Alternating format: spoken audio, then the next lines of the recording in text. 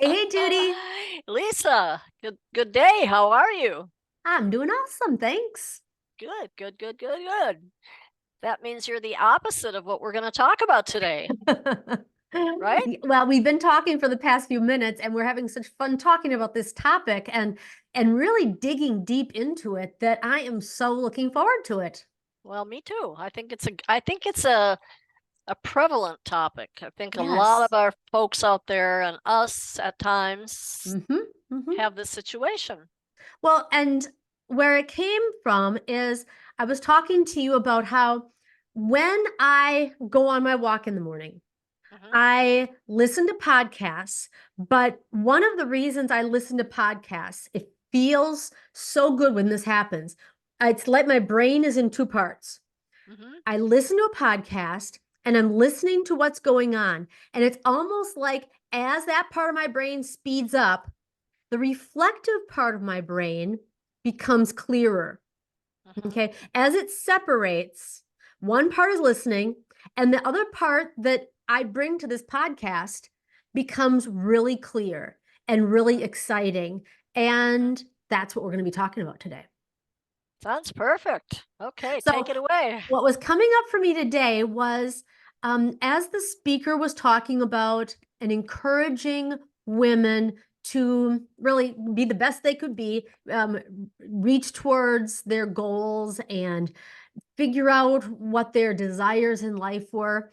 I was thinking to myself, you know, these people are so excited, and that is in such contrast to where I have been sometimes in the past and where I think so many women are in our lives as midlife women. And that is in a state of relative apathy. Hmm. And we don't recognize it. It just seems like we're comfortable, we're secure, we're moving along, we're doing the things we need to do. But there's really the lack of a spark, a Hmm. lack of enjoyment, a Hmm. lack of a sense of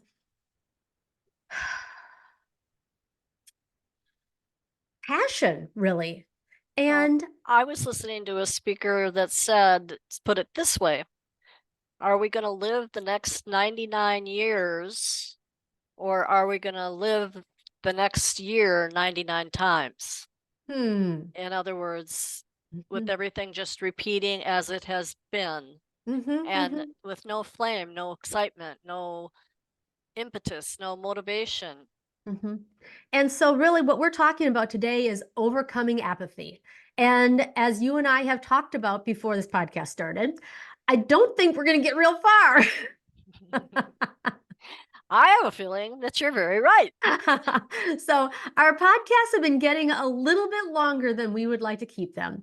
We would like Oh, to keep them about 20 to 30 minutes, and we're almost double that right now. yeah, we don't So, want to do that. what we talked about today is we want to kind of start the journey in talking about apathy today, but we really want to get into it more deeply over the next few weeks because I think we have some really juicy stuff to share. I It's think the so, right? direction that I'm taking my coaching, and I really have this sense that once you hear about our thoughts on apathy, people are going to say, I want to get me some of that because that is exactly what's going on in my life right now. That's where I Hmm. am. And Hmm. Judy, that's where you and I have been. Exactly. And so, really, when we start talking about overcoming apathy, today, what I want to talk about is really the foundation. I want to kind of get into how do we get there? Hmm. Is there a desire to change? Hmm. And just kind of touch on a plan to resolve or overcome the apathy. Hmm. Okay. Hmm. So with that being said, let's jump right into how we got here. Why are we as midlife women so fucking apathetic? Just put it bluntly. Well, how do you really feel, Lisa? I really feel that that is, it's just apathy sucks all the light out of the room. It sucks all the joy out of your life. It going through the motions Mhm. is so lackluster and so antithetical to who I want to be and how I want to live this one precious life that I've been given. Why? Why do we allow it? Well, that's a big why, and I'm not sure that we're going to answer that in a few sessions, but I You don't think think we we have all have to. the answers to that one? Probably not. But but I think it's a great question to ask ourselves individually. Why would we allow this to happen? By definition, it's a loss of interest in relation to those things that we've always enjoyed doing. They might be Yes. social, they might be emotional, and it goes just to a very indifferent mood Mhm. where, apathy is it's a lack of feeling or Yes. interest in any particular thing about a Mhm. specific situation. It could even be about a specific person, someone that Yes. really lit our fire and now the fire's gone out and it's just not there anymore. And the question becomes, how did we get there? And, And I haven't always, I think to myself, when did apathy set in? mhm, As a child, I wasn't apathetic about things. mm-mm, not at all. As a teenager, I wasn't apathetic. As a kid going to college, I wasn't apathetic. It really kind of started for me. I guess there were times of apathy when I was married to Tom. I hmm felt I had made this commitment hmm and I didn't know what to do to make it any hmm better. hmm And I knew I made this commitment. So it's almost like part of my apathy in that relationship was I didn't know what to do to make it better. And I didn't know what to do to find out how to make it better, right? Correct. Right. Yet I felt Exactly. stuck. hmm Stuckness, I think, is an important part of apathy. Stuckness. Did you make up a word Stuckness. this week? Yeah, I think that's what I did last week. I think that's very true. Very true. What is? Making Being up stuck? words. Stuckness. No. It's a good word. It's a good word. I like it. And then I when I became a teacher, I knew that I wasn't going to be a teacher forever. For example, I got my degree. I knew I needed to get my degree and get out. And education is what the interest inventory is pointing me toward. I thought, okay, excellent. I know what I need to be when I grow up now. And that felt so good to have a direction. And hmm then when I became a teacher, one of my first experiences, not my first um, place I worked for, but one of the first ones, I looked around at the teachers who had been teaching for a long time hmm and did not was not able to identify anyone who I thought when I'm at the end of my career, that's what I want to look like. You know? hmm There was hmm nobody that I emulated that I thought, No one that you could model. no one that was a model for me. hmm hmm Um, and so after 4.5 years of teaching, I jumped ship and Right. I participated then in the family business. hmm And then that family business became no more. And, but there were things in education that I loved. And I hmm loved reading with kids and I loved writing. And so went back to school. I got my degree, my master's in English language arts. And, and I really threw myself into teaching and really becoming an expert at the things that I loved in school hmm and in teaching. hmm And, but then once again, then once I had made that decision, I ended up teaching for another 25 years. hmm And during that But time, lots was going on. I mean, I worked on I got married to Craig. I continued to invest and explore infertility work. Then it was the adoption process for my boys, then the adoption process for Aubrey. And then when I had 3 kids, then it was just it was um creating the life that I loved and making, my life with my family the best it could be. That was my hmm focus. hmm And then when I got to be 50, That was kind of the turning point for me. Well, I think there was something that happened there, and this is just my opinion of it, and you have to correct me if I'm wrong. But I think apathy often comes from a response to trauma. And I think Mm. perhaps part of the trauma for you was the total switch in the paradigm of teaching, which said that there was very little credit given to the wisdom, the experience, the tenure that a teacher puts in. Mm. And it started to be looked at from a very different, how can we do this the cheapest, quickest way possible? And they were bringing in people that were inexperienced but educated. Yeah. And that can be an extremely traumatic thing to those of us who have worked diligently in a career. I saw it in banking, you saw it in teaching, Yeah. where we were discounted for Yeah, it what we wasn't knew. the art of teaching wasn't so much as the science of teaching, which Hmm. there is so much value in basing your work and your teaching on best practice and Hmm. things that are grounded in scientific research. Hmm. However, how you deliver that to the students has so much art to it. Well, that's true. And the other part of that is that the scientific research continues.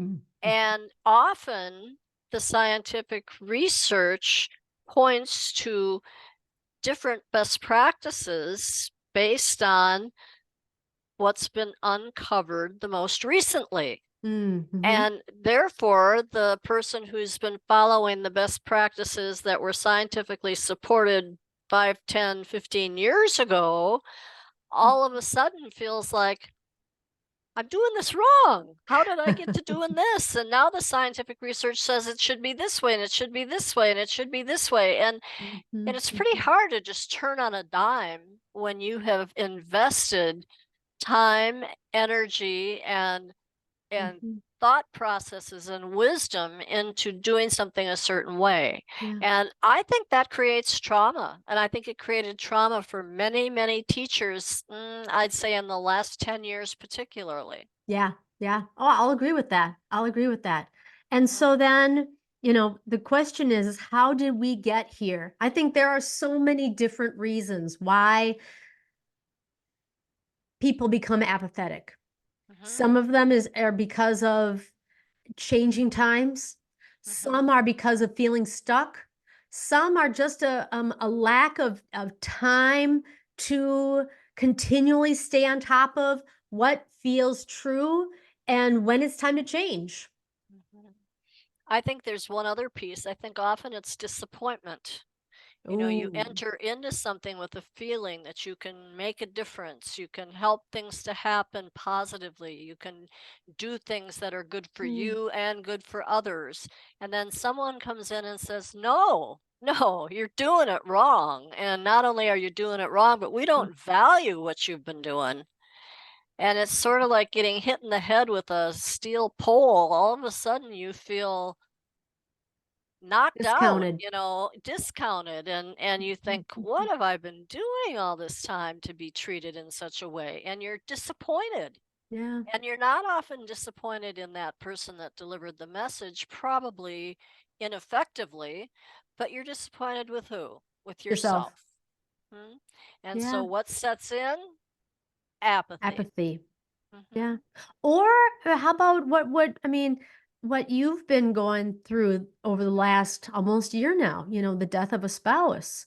I Hmm. think lots of people, whether it's the change in a relationship through, Hmm. somebody important passing, or retiring and moving on from that into the unknown, into a space that you may not have been ready for. It's a part of life that Hmm. Hmm. change is going to happen. That's the only inevitability, right? Um, but I Exactly. think one And of the responses to that is a tamping down of our feelings, because pain, loss, anger, that's not apathy. But No, those are really hard feelings to feel. Apathy, but they're traumatic feelings and they can lead to apathy. Why me? Why did this have to happen to me now? Um, for me, I lost my structured support. I yeah. had the greatest support system in place because Mhm. my husband was supportive of anything that brought joy into my life, and he Yeah. would do everything he could to make that happen. Yeah. And all of a sudden, Mhm. that was gone. Yeah. And the trauma and the loss and all of that was very traumatic for me. Hmm. Hmm. And I think when you quit teaching, even though there was a sense of relief, you also lost the support mechanism of the kids' enjoyment and the satisfaction you personally felt. And, Yep. you didn't instantly have a replacement for that. No, that's So I true. think support is a big part of apathy as well. Um, Of lack of support. Yes, the Hmm. need for support can Right. create apathy, is what I'm trying to articulate kind of Yeah. poorly. So once I don't know that you necessarily need to specifically identify your source of apathy, but there does need to be an identification with the next thing we're going to talk about. And that Okay. is whether or not you desire to move forward from that apathy into the next iteration of your life. Exactly. So, Exactly. with the first part of this podcast being, how did we get here? The second part is, what about desire? Do you have a desire to move forward? And I think making the decision, the decisive decision to say, okay, it doesn't matter where I've been or how I got here, but every journey begins with a first step. Am I Yeah, interested? Am I willing to take that first step toward overcoming apathy? I think for me, one of the questions I think we can ask is, how do I know if I'm apathetic? How do you really know if that's the problem? And I think we can look at some of the symptoms, feelings of indifference, lack of emotion, lack of motivation to complete tasks, reduced participation in activities, I think is also another sign. Mhm. Mhm. Unemotional response to both positive and negative situations. And, that sometimes throws me because I think, my gosh, that's the most positive thing in the world. And my reaction to it is, oh, I don't care. It doesn't mean that it's a Mhm. bad idea. It's just my response to it doesn't seem strong. Mhm. And sometimes it's difficulty just completing everyday tasks is a symptom of Yep, apathy. exactly. It's kind of like, who cares? I mean, I should have put Christmas away a week ago and it's still all over my house. But um, I think it's important to recognize that you are feeling apathy if, in fact, you desire to move out of it. Hmm. Hmm. Do you agree Yeah. with that? And I think that, I mean, I think what you just brought up also causes me to say, there is a fine line between being apathetic and being clinically depressed. Yes, there is. And sometimes to move out of apathy, we think we're just being apathetic when we are actually clinically depressed. So this might be a good time to say, you might want to see your doctor and say, I'm really struggling with even wanting to or having the desire to move out of this place. I'm not finding joy in the things that I've always been excited by. I'm Exactly. feeling stuck. I'm feeling sad. I'm feeling emotionless and I don't know what to do. And I don't even have the desire to move on from that. And I think a doctor might be able to have some suggestions on some ways to get that desire happening. or to identify that. I think the one thing I feel is a difference for me in depression and apathy is apathy, whatever, I just don't care. Depression for me says, it's hopeless. I Mm. can't do this. I can't make a difference. Hopelessness to me is more of a sign of depression Mm. than apathy. So, and I do agree. If you have any question about that, certainly talk to somebody. Yeah. Find someone who's schooled in understanding the difference. I mean, we're not Yeah. trying to be sidewalk psychologists here. We're just simply recognizing that I know that many of my friends are having apathy occur in their lives. Mhm. It often happens with spouses that they've been with for a good long time. And, how do I bring the spark back into my relationship? And sometimes when the spark is there, then that makes other things feel doable. Well, it's So, kind of like that book. I was going through, last week we talked about reading and books that we've read, mhm, and I was looking at the back page of all the journals that I could find because mhm, frequently I would keep track of all the books that I read while I was writing in that particular journal in the back. And mhm. come to find out, generally speaking, in the past, I have read about 25 books a year. That's nice. Uh-huh. And as I was looking at some of the books that I had read during different periods, one of them that stuck out to me was called Does This Kitchen Make My Butt Look Big? I think that's what it was called. And what it was a book about was how when it was a show called The Queer Eye for the Straight Guy or something like that. It was on That's Bravo. close. Yeah. Yeah. And they were talking about how they would go in and they would help people, make over their home and do this and do that and the other thing. And they'd come back 6 months later and they had helped them clean up their kitchen. And now the person had lost 20 pounds. They hadn't done anything to help the person do that yet because they had worked on this one area of their life.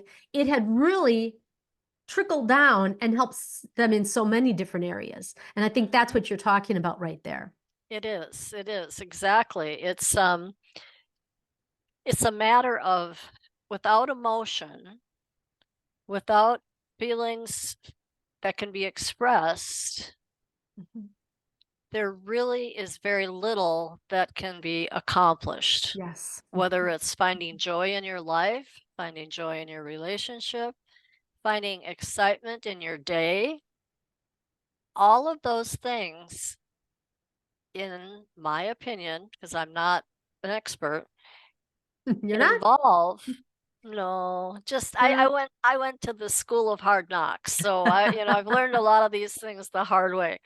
But I think it's the reality is that until you can feel again, until you can, you know, bring that back to the surface. Like once that kitchen was taken care of, that person felt lighter and they Mhm. could move in Tackle the that next area kitchen of their and life. Yes. exactly. So whoa, that was fixable. I thought that was hopeless. And Yeah. look, Yeah.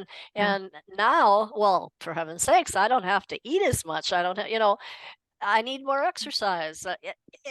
It all follows. If you correct Mhm. one part of a person's life, often it makes a Well, huge and difference. I It's kind think too, sometimes we need some space to have that happen. Sometimes people go on a retreat or, go on a vacation and they're able to kind of sit back and reevaluate. For me, after 30 years of teaching, it took some time off for me to kind of like go, okay, what do I want? When I was in the thick of things with my young family and my career and everything that was going, there was so many plates in the air that I didn't have the bandwidth. I didn't have the energy to do the kind of reevaluation, restructuring of my life to say, what else would I like to do? So uh, there and needed I to be think a stopping point that happened with COVID where I was able to go, okay, what are the skills? What are the things? What are the skills I want to acquire? What are the things that I love doing? And how can I bring those and meld them together to create the life that I want to have? And what has I've shared this story before, Judy, that what kills me, and I don't know why it bothers me so much, when fellow teachers that either I've went to school with or I've been friends with, or for whatever reason, we're in the same circles. I was one of the first ones to retire, and now other ones retire. And there's always this question that people ask. They'll say, what are you going to do now? Because we're not, we're not in wheelchairs. We're not, you know, Sure, you've still in got having health problems. We still got a lot to offer. We still have, the groove, and we still want to contribute and create. And um, what is that second career going to be for us? Now we are older and we're wiser. Mhm. What kills me is when somebody says, "Oh, I'm just going to stay home and take care of the grandbabies." Mhm. I'm just like, Kind of makes your teeth itch, doesn't it? it kills me. Mhm. It's like, it's so who I'm not. And I think to myself, it's, it's me. It's totally me. The most I had to give was not in teaching. The most I have to give is still in front of me. Where I guess what that makes me feel is the most that person had to give is now behind them. That's right. Well, and it's because sometimes do you think it's because that was something they knew how to do? And Can you talk up a little bit more, Judy? I'm having a hard time hearing you again. I said sometimes I think it's because that's something they knew how to do. Yeah. Like they raised their kids. Now they know how to raise their grandkids. It's not a new learning Yeah. experience. Yeah. And so it comes with a feeling of confidence. So I can do that. Yeah. To learn a whole new career or start something new or something different. No, I'm not up for that. I think there is a real defined moment. And, I don't think there's anything wrong with taking care of grandchildren if Of that's course not. really what you have lived your life to do, because Hmm. that's going to be another short window of time. I mean, Right. that's not going to That last is forever true. unless, Yes. Yes. so you're going to still come to that point where there's going to be what's next. Mhm. But I think for most of us, we have other desires. But if we don't recognize and work with our apathy, we don't ever do the moving forward we need to do to have that successful second life. Yes. Yes. And so, with that being said, that kind of brings us to the last part of today's program. And Mm-hmm. that is really being proactive and coming up with a plan. And Lisa, I don't think we have time to go there today. we Do you? don't. We don't. Okay. And I think that's exciting, because each part of this plan is going to be a future podcast. And I don't think it is unknowable or undoable or overwhelming. I don't think so either, but it takes a plan and It it takes a has to plan. be conscious. And once it's Ding, ding, ding, ding, ding. conscious, Yes. it can move into the Consciously moving forward. subconscious. But it has to be a conscious plan because there may be behaviors that are different. There may be activities that are different. There may be things that need to have some polishing on the learning part. Mhm. So I think we don't want to cut it short. So let's talk about the start of this next time. Yes, because apathy is not where I mean, I was doing I love those excuse me, online quizzes and questionnaires and things like that. The questionnaire that I did was talking about my life expectancy, my healthy life expectancy, and then my optimum life expectancy.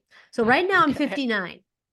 It Okay. said that my life expectancy was, what is it? My healthy life expectancy was the lowest one, was 79.2 years or something like that. So 20 years. They said my expectancy, according to my current habits, was 86 or something like that. Ooh, that's awesome. And they said my optimum life expectancy was 99.7 years. Wow. And so I thought, but I thought the really weird part was between my life expectancy and my healthy life expectancy. You know what I'm saying? Mm-hmm. That was a difference of 7 years. Mm-hmm. I thought, That's a do I long really time. want to live 7 unhealthy years? Uh-uh. You know? Not at And all. so even at the so my healthy life expectancy, let's say I change nothing about what I'm doing right now. 20 years. I have the next 20 years to do something. You What am I better hurry going to up. do the Don't next even, I 20 don't even want to years? relate it to me. Blah, blah, blah, blah, blah. No, actually, I will give you that information. I'll put that in the show notes too, where I Okay. got that quiz from, and you can plug in your own information and see what it says about you. I Well, found it fascinating. It was if a I have a quiz I'd never tear in my taken eye next before. time I see you, you'll know why. Okay, Lisa, this has been great. We'll see you next week. It's a day that we will have some fun talking. We'll talk next week and probably the next 4 weeks Mm-hmm. about the ways to overcome apathy. And I think this was really valuable though, because it's a good starting point to, I didn't want to rush into what we were talking about. I really wanted to lay the foundation, the groundwork. So people would have a sense of, yeah, that kind of describes me. I've been there, Mm-hmm. or I am there right now, Yep. and give people a feeling of, come on, I want that information. Well, and there's something that can be done. They want that sense. We want that sense of urgency. Tune in, and we'll go there next.